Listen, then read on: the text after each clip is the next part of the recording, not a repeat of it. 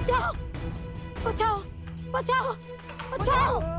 अरे आप सब बताएंगे? आप सब इतने भयभीत क्यों हैं? कहाँ भाग रहे हैं? कोई बताएगा? हमारे गांव पर इसी को किसी राक्षसी माया ने घेर लिया है।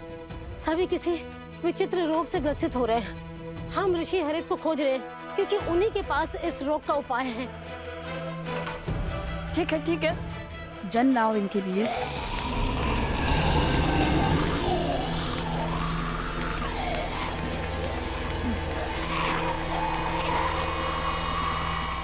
आप सब हमारे पीछे आइए।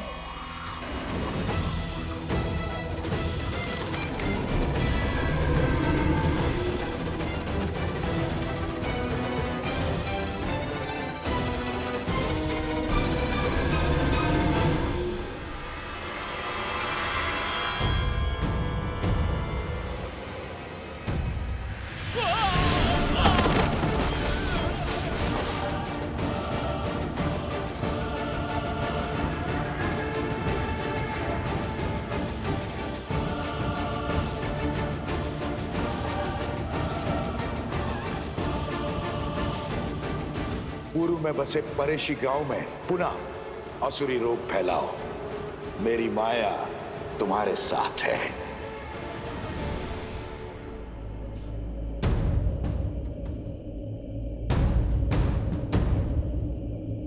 इस घने धुएं में तो कुछ दिखाई नहीं दे रहा भैया।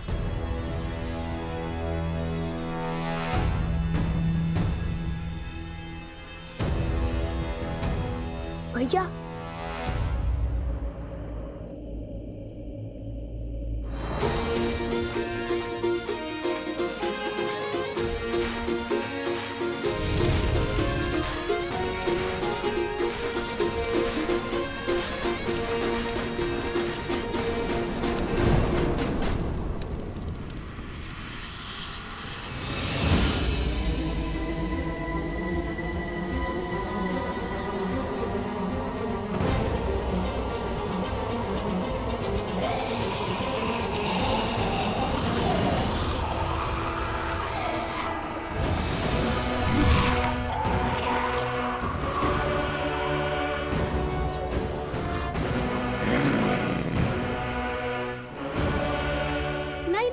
इन्हें मत मारिए। इनका उपचार संभव है। ये मलिन आत्माओं के नियंत्रण में है और मानवों के रक्त के प्यासे हैं।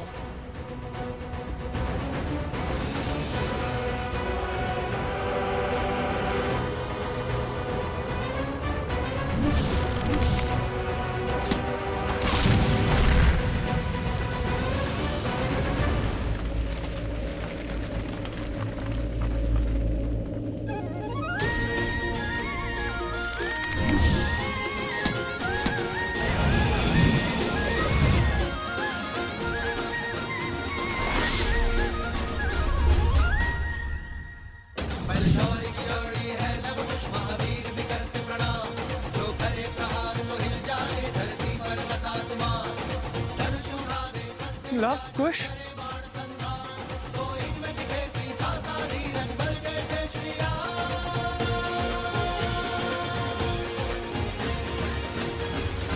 ऋषि हरित ने इनका क्या उपचार किया था?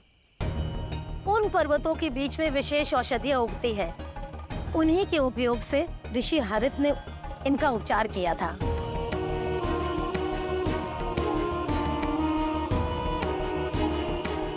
आप और गुरु अवत्सदा और भाभी श्री प्रसुता के साथ ऋषि हरित के पास जाइए। हम औषधि लेकर आते हैं। और महाशय आप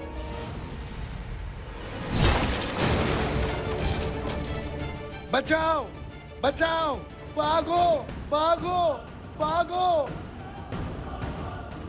भागो भागो। कहा था ना, इनके अस्त्र इनके चरण ही है। जहाँ भय लगा वहाँ भाग खड़े होंगे। पहले हमें इन्हें रोकना होगा, अन्यथा हमारे जाते ही ये आसपास के अन्य गांवों पर आक्रमण कर देंगे।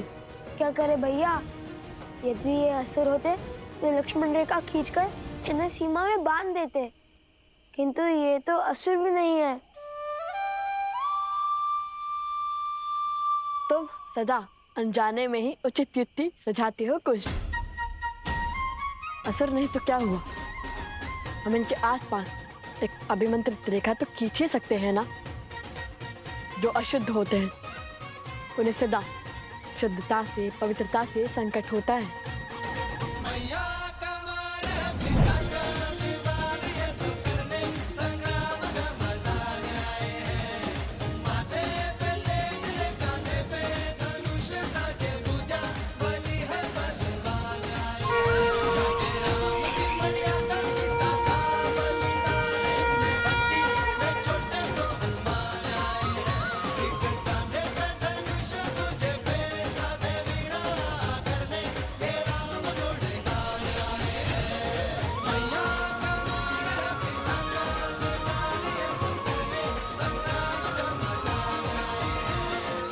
ये इस अभिमंत्रित रेखा को पार नहीं कर पाएंगे कुश।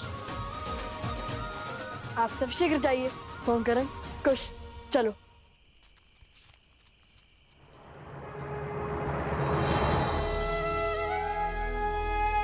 हे माता तमसा, आप सब नदियां, बहनें हैं इस भूमि पर हर और उपस्थित हैं। मेरी आपसे विनती है माता, मेरे पुत्रों का मार्गदर्शन करने में, रक्षण करने में उनका सहायक बनिए। उनके प्रभु पर उनकी अटूट श्रद्धा को बनाए रखने में सहायता कीजिए माता।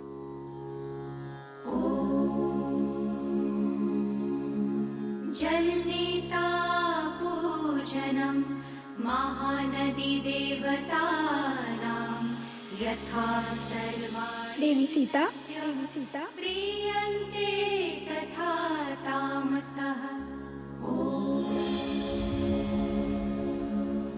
जलनीता पूजनम महानदी देवतानां यथा सर्वाणि नद्यः प्रीयन्ते तथा तामसः।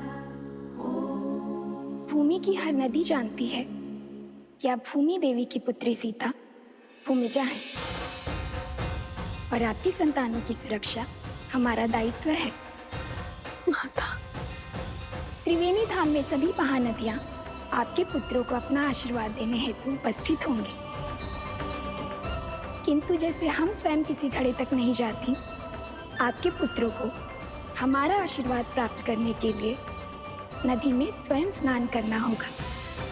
आपका कोटि कोटि धन्यवाद माता। आपके शब्दों ने मेरे मन में आशा की ज्योत जलाई है।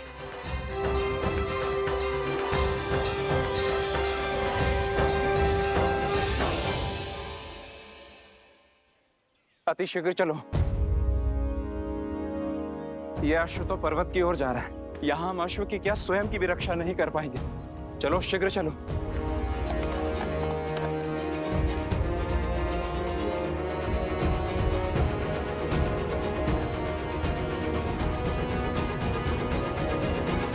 संकल्प है माता सीता को खोजने का। महत्वाकांक्षा है यज्ञ के अश्वों को बांधने की। प्रवास है स्वर्ण के कमल लाने के लिए। सज है इनकी रक्षा करने के लिए। भैया, ये क्या पहेली है? पहेली का उत्तर एक ही है कुश, आस। और यदि भगवान वाल्मीकि ने यह आदेश दिया है तो अवश्य ही हमारे सारे कार्य एक स्थल पर जाके जुड़ते होंगे। अश्व, अश्व? इसके ऊपर तो छत्र है, कहीं ये अश्वमेध का अश्व है।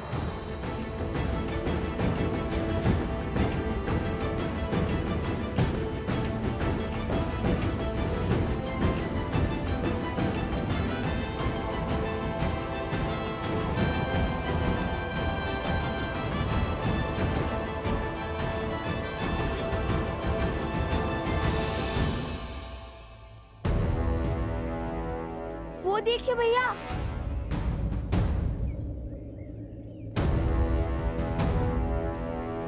राक्षस लगते हैं। अश्व के लिए आए हैं। चलाइए तीर और कर दीजिए इन्हें परास्त। शांत से देखो, वे सैनिक हैं और हम सैनिकों पर आक्रमण नहीं कर सकते, किंतु अश्व के लिए केवल इतने सैनिक।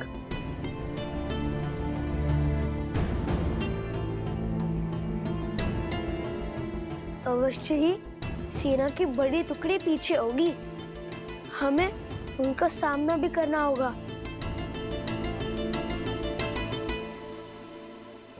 समय कम है भैया, हमें औषधि भी लानी है और स्वर्ण कमल भी। यदि इन्हें ज्ञात ही ना होता कि ये अश्व हमारे पास आ गया है तो कितना अच्छा होता।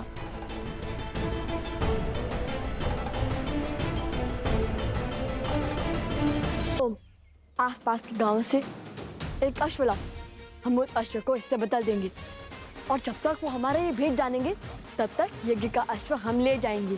उचित है, आप यही अश्व पर दृष्टि रखिए। हम जाकर अभी अश्व को लाते हैं। मुझे तो अश्व से बात करना भी आता है। वो मेरी बात यूं मान जाएगा। अश्व मिल गया, अब चलकर श्री राम से प्रश्न करेंगे। लक्ष्मण, संसार को कालांतर तक गौ पूजा स्मरण रखनी चाहिए। वेदों में भी गौ सेवा को सबसे पवित्र माना गया है। गौ के चरणों में तो देवता भी निवास करते हैं। और जिस प्रेम से गौ अपने शिशु का पालन करती है, उसी प्रेम से संसार को भी पालती है। गौ केवल एक पशु नहीं, वो हमारे लिए माता समान है, जो निस्वार्थ अपने दूध से संसार का पोषण करती है। जिस स्थान पर गौ का सम्मान होता है, वह स्थान कभी निर्धन या भूखा नहीं रहता। इसलिए गौ के लिए प्रेम और सेवा केवल हमारा कर्तव्य ही नहीं, हमारे जीवन का आधार भी है। श्री राम श्री राम श्री राम।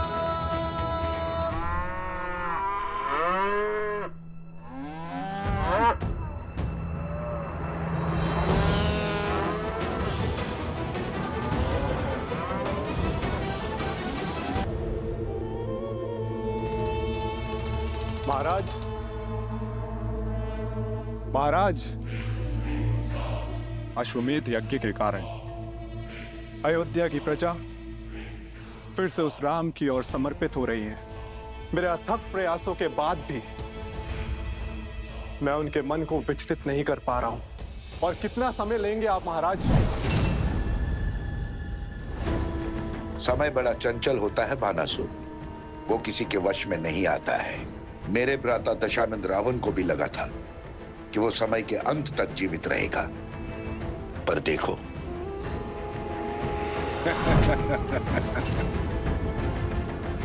मैं उन बालकों के मन में एक बीज बो चुका हूं, एक सोच कि संसार में ऐसे भी पिता है जो अपने बालकों की सहायता के लिए कभी नहीं आए।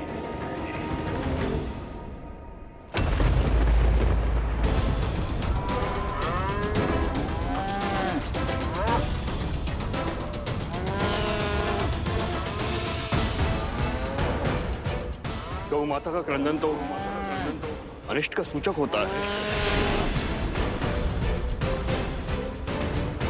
अब इन बालकों को जब पता चलेगा कि श्री राम ही उनके पिता है, जो उनके लिए कभी नहीं था, तब छिड़ेगा युद्ध। कि संसार में ऐसे भी पिता है जो अपने बालकों की सहायता के लिए कभी नहीं आए। अब मेरे प्रकोप से वो दोनों अपनी पराजय का दोष अपने पिता को देंगे। और यदि विजय हुए तो उनके मन में अहंकार को स्थान दूंगा।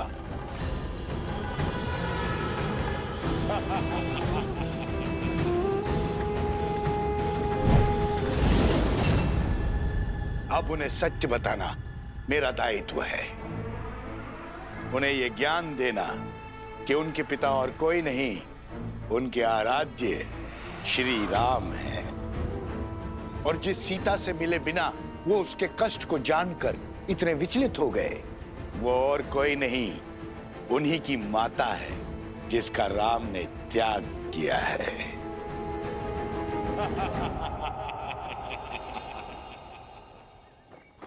गौ का रुदान भले ही अशुभ संकेत हो, किंतु ये बात स्मरण रहे कि हर संकट हमें सीखने का और कर्मों में सुधार लाने का अवसर देता है।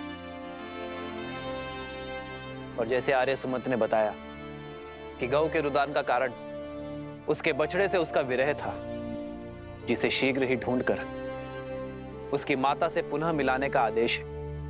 महाराज,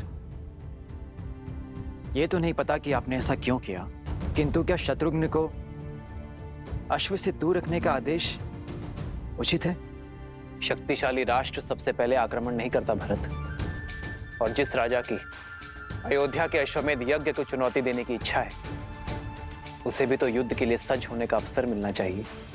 और यदि इस बीच किसी कारणवश अश्व की मृत्यु हो जाए तब क्या होगा? अश्व की मृत्यु तभी संभव है जब यज्ञ देवता कुपित हो। यज्ञ देवता का प्रभु श्री राम पर कोपित होना तो असंभव है। संभव है। असंभव? जितनी पवित्रता से भैया ने ये यज्ञ करवाया है, यज्ञ देवता का कुपित होना असंभव है गुरुदेव। यज्ञ में दी आहुति यदि यज्ञ देवता ने ना स्वीकारी तो वो कुपित होंगे।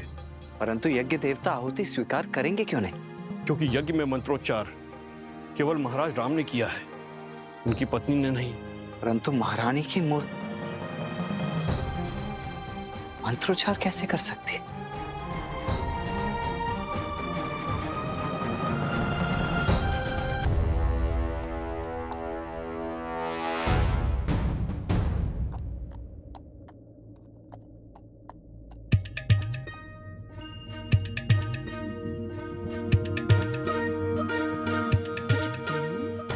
क्या लाए हो तुम? जो भी है श्वेत तो है। गांव में केवल यही एक 4 पैरों वाला प्राणी है जिसका रंग श्वेत जैसा है, और ऊपर से वस्त्र और छात्र भी ला दिया मैंने इसके लिए। अब चलो अश्व बदल देते हैं। सैनिक थके हुए हैं, हमारा भेद जाने में उन्हें समय लगेगा, तब तक हम निकल जाएंगे। दिख रहा है अश्व किसी को? दिख रहा है क्या? नहीं, लगता है और ऊपर गया है। शीघ्र खोजो उसे। चलो।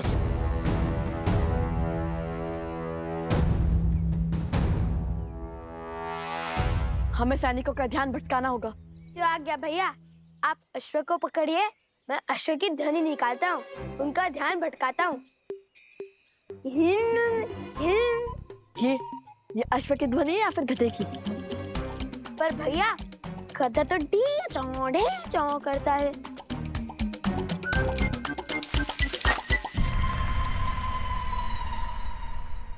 कदाचित ये सोर गया होगा।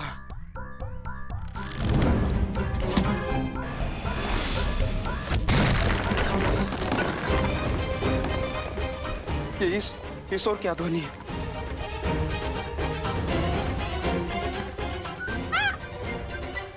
शांत शांत, डरो मत। तुम इसे उस ओर ले जाओ जहां मैंने बाण चलाया था। तुम मेरे साथ आओ।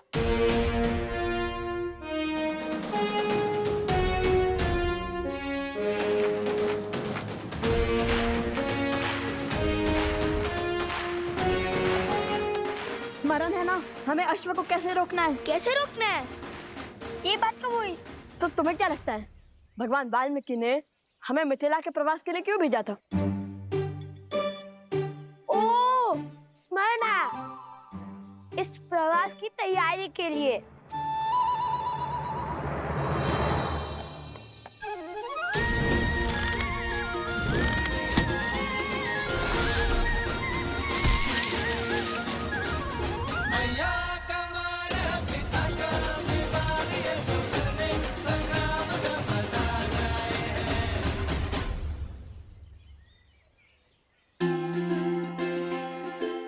सीताराम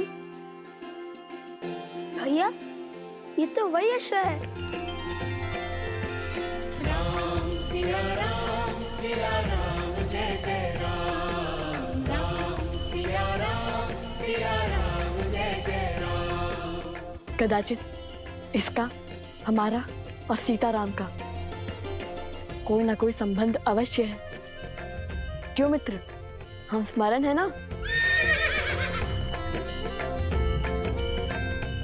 उस गधे से भय तो नहीं लगा?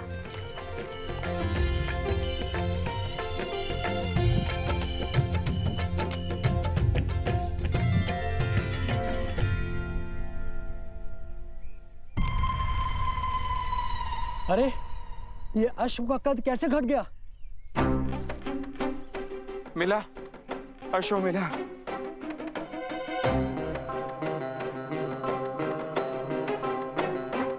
रंग भी बदला बदला सा लगता है। इस काले पर्वत में उसका रंग धूमिल सा हो गया होगा। पर इस पर छत्र तो है, पर अश्व जैसा नहीं है। एक ही वाक्य में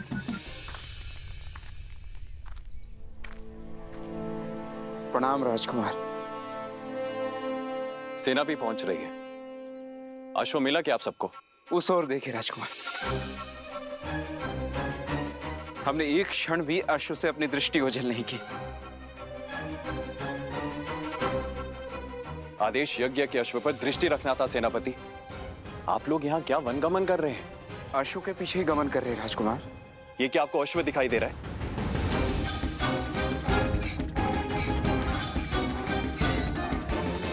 ये एक गधा है आप ही की तरह सेनापति। आप अयोध्या लौट जाइए। सैनिकों, हमें शीघ्र ही अश्व ढूंढना होगा। भैया औषधि नहीं, हम अभी नहीं ला सकते। वो देखो, पर्वत पर सैनिक है, हम पकड़े जा सकते हैं। सर्वप्रथम हम स्वर्ण कमल लेकर आते हैं, फिर इसको पास के किसी गांव में छुपा देंगे।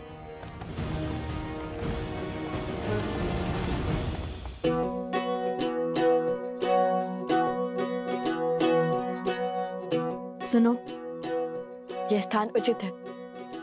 यहाँ पर कोई भी अश्व को नहीं ढूंढ पाएगा।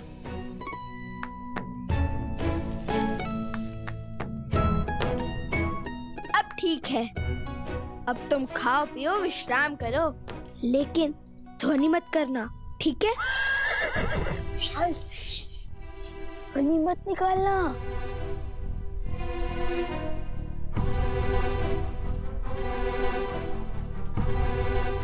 चलो।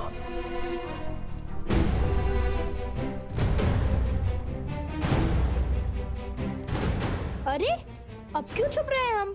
अब तो अश्व भी नहीं है हमारे साथ। यदि सैनिक ने हमें देख लिया, तो हमसे प्रश्न किया, तो वन देवी के पुत्र सत्य थोड़ी ना कहेंगे।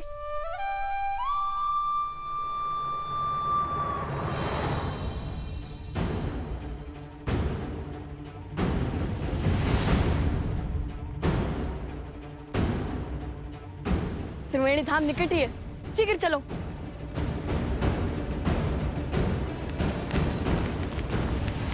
ऋषि कुमार,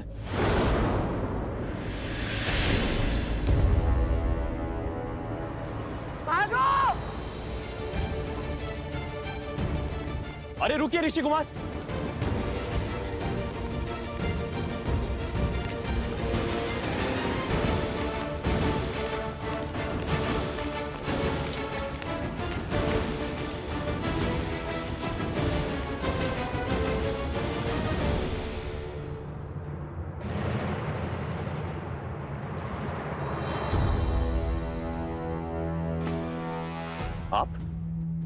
आपको तो मैंने अयोध्या में देखा था। और क्या वो ऋषि कुमार वही हैं जिन्होंने अयोध्या में गान किया था? क्या आप क्या कहना चाहते हैं? नहीं, वो नहीं है। तो फिर वो दोनों भागे क्यों? क्योंकि वो असत्य नहीं बोल सकते, किंतु मैं बोल सकता हूँ ना। आपने क्या हमारे अश्वमेध के अश्व को कहीं देखा है? सत्य कही, अन्यथा आपके प्राण संकट में पड़ सकते हैं। सत्य तो ये है, आप और आपके सैनिक कभी एक बाल ऋषि कुमार के प्राण नहीं हारेंगे। और दूसरा सत्य ये है, आप और आपके सैनिक लव कुश से कभी जीत नहीं पाएंगे। राजरुज, वो दिख गए, वो ऋषि कुमार।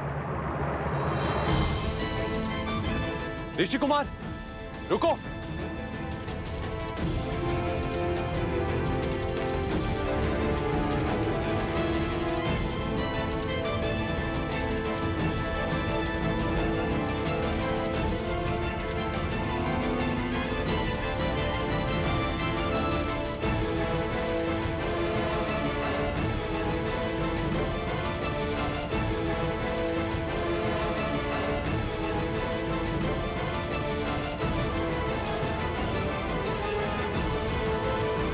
इन्हें यही छोड़ सकते हैं, किंतु रन छोड़ना सहायता तो नहीं होगी ना। कभी कभी रन छोड़ देना ये सबसे बड़ी रणनीति है।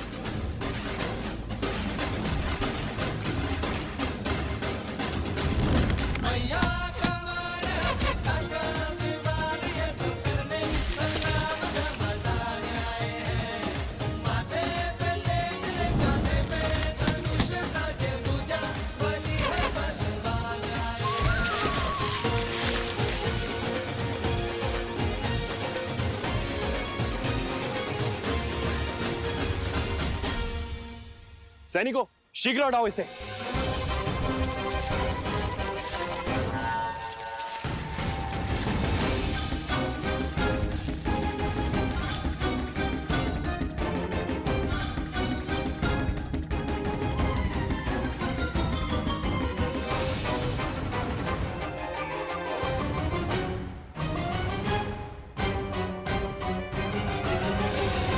आज तक तो केवल रुके थे, अब फंसेंगे।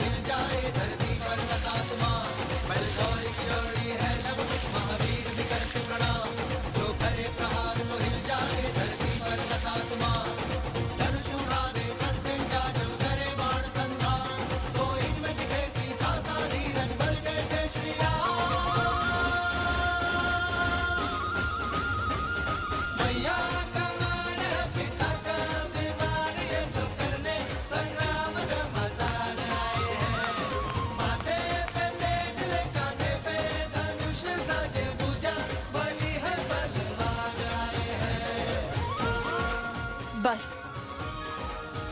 अब वो यहाँ फंस जाएंगे, पर हमें अधिक समय मिल जाएगा।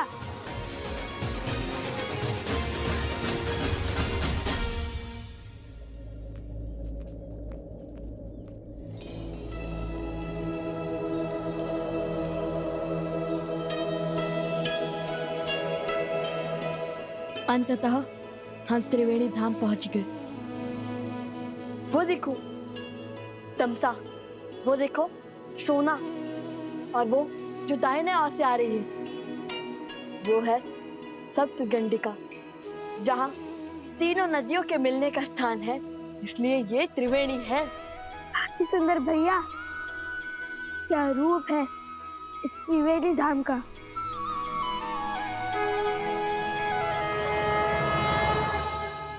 भैया अभी आंखें मूंदी तो मन में एक विचार आया। हमने अश्व को तो छुपा दिया, किंतु उसकी रक्षा के लिए किसी को नहीं छोड़ा। चल हम शीघ्र अतिशीघ्र सारे स्वर्ण कमल एकत्रित कर कर चलते हैं, ताकि किसी के वहां आने से पहले हम अश्व तक पहुंच सके।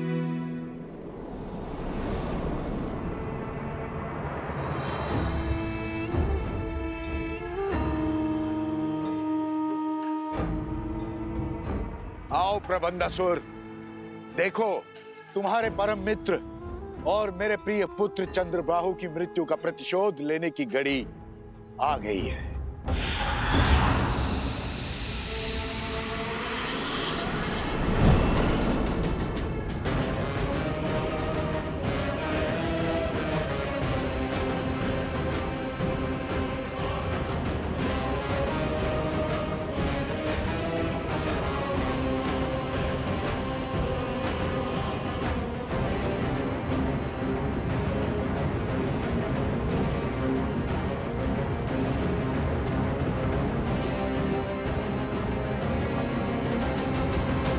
महाराज सहस्त्रमुख रावण की जय। महाराज, जिस क्षण की प्रतीक्षा में मैं अब तक जी रहा था, वो क्षण, वो प्रतिशोध का सुख देने के लिए आपका कोटि कोटि धन्यवाद। धन्यवाद मुझे नहीं, उन बालकों को दो। वही तो है इस सुअवसर के सूत्रधार।